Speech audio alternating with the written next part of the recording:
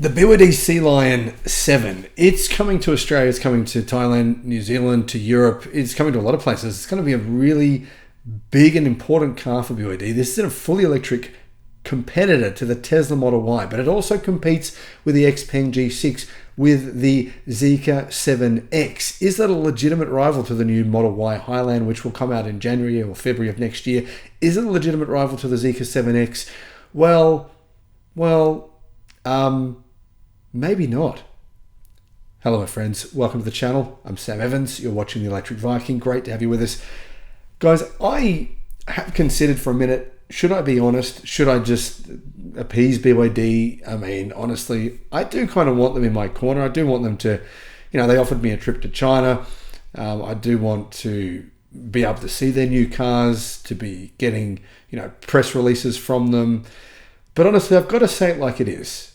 The new Sealion 7, I kind of feel like it might be dead in the water before it even arrives. And if you think about it objectively, what I'm saying actually does make sense. Even if you're an enormous BYD fan, which some of the BYD fans out there are unbelievably patriotic towards BYD. I don't really understand. And I do like BYD. I mean, honestly, I think some of their plug-in hybrids recently are pretty damn good. Some of the new technology they're coming up with. But they are falling behind a little bit when it comes to EV technology. And maybe a little bit is an understatement. But first of all, I'll explain to you this vehicle, what it's going to be and what you're going to get for your money. And then I want to really compare it versus some of the other car manufacturers. The new Sealion 7 is a similar size, slightly bigger on the outside, but not on the inside. If you can have a look at the shape of the car, you can see why it's not bigger on the inside versus other rivals, even though it's big on the outside. And that's the reason, because, it's not really shaped it's not a practical shaped car. I mean, don't get me wrong, it is practical in terms of having a boot. It's a wagon type shaped vehicle, but it's got pretty wide haunches on the back.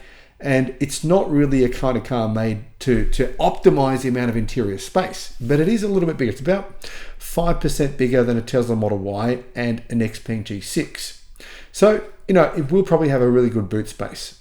It has been confirmed the Sealion 7 is definitely coming to Europe, and it's definitely coming to Australia. It's definitely going to Thailand. There's a few other car markets as well that it's going. Keep in mind as well, the BYD are definitely targeting places like the UK, Australia, Thailand, Southeast Asia, because BYD does not have to pay any taxes to sell their cars in those countries.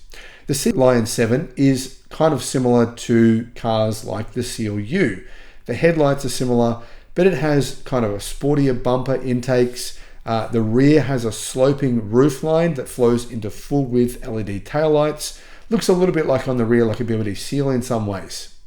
The Sealion 7 rides on the E-Platform 3.0 Evo. It's compatible with single and dual electric motor setups. And in Europe, the BYD Sealion will initially come with a high performance version with dual electric motors. So that's kind of cool if you want more power. BYD says it can accelerate with dual motors in 4.5 seconds, which to be honest is not really that fast versus some of its rivals, which are definitely faster. The Zeekr 7X and the Tesla Model Y performance is significantly quicker than that, but it's still good. I mean, if you want performance, that's enough performance. Charging speed as well is quite good. 230 kilowatt charging speed. Now, of course, its rivals are all much faster charging. The Tesla Model Y, 250 kilowatt. The Zeekr 7X, theoretically 600 kilowatt. The Xpeng G6, 290 kilowatt. Hyundai Ioniq 5, 350 kilowatt. So even though 230 is good for BYD, it's not really that good for BYD's rivals. Power. The dual motor version, 523 horsepower. It's got 390 kilowatt and 530 newton meters of torque.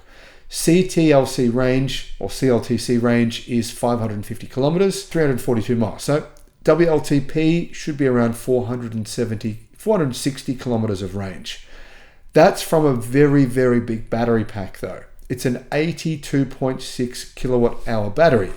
To compare it to a direct rival, which costs probably a similar price, Xpeng G6 long range, that's got 570 kilometers of WLTP range with 20-inch wheels. To get smaller wheels, you get around 630 kilometers of range. The new Model Y long-range rear-wheel drive, it has 600 kilometers of range.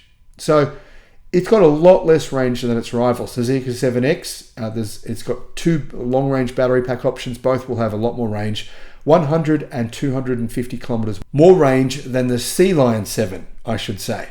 So, I mean, range is not bad, 450, 460 kilometers WLTP, but as you can see, it's definitely less than all of its rivals. And the reason for that is because it still uses the old version of BYD's Blade batteries. The Blade battery was great when it came out 5 years ago, but honestly, the market's moved on. And BYD does have a new, much higher energy density battery, which is expected to have been unveiled by now. It's meant to be out months ago, but for whatever reason, it hasn't hit the market yet. According to Autocar, UK deliveries of the Sealion 7 will begin by the end of October. Unfortunately, it's been delayed for Australia, so it's going to come out around the second quarter of 2025 here in Australia. Pricing. In the UK, the price is £45,000, which is $58,800 US. That means it's a very similar price, or it's slightly more expensive than a Tesla Model Y. The Model Y starts at $44,000 and its top spec is £60,000. So would someone say want to buy one of these instead of a Tesla Model Y Highland? Well, I don't know yet. The Highland hasn't arrived yet. It'll come in probably to the UK in January or February. But I'd say most buyers will hold off buying this in the UK until they see the pricing for the new Model Y and the specs, etc. In Australia, the price it's estimated to be a similar price to a Tesla Model Y. So starting around 55,000 Australian dollars. It might be slightly cheaper than that. We'll have to wait and see. For reference, here in Australia, the Tesla Model Y starts at $55,900 before on-road costs. In China, there's actually 3 different powertrains and 2 rear-wheel drive grades. The rear-wheel drive versions have 170 kilowatt for the cheapest version. Then the premium rear-wheel drive has 230 kilowatt. So that's around 300 horsepower. The dual motor has 390 kilowatt, as I mentioned earlier.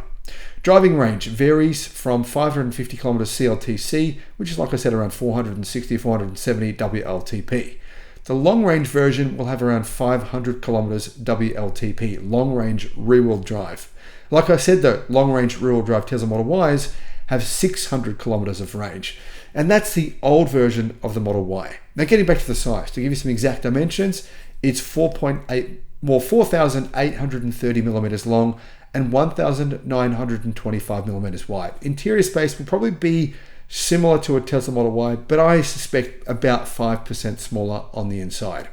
Now, some people might say, I like BYD as a brand, I'm going to buy this. And that's fine. This is probably going to be a great car. But versus its rivals, it needs to be significantly cheaper because its rivals are better in most ways. Charging speed, battery energy density, and range. And those are probably the key main things that people are looking at.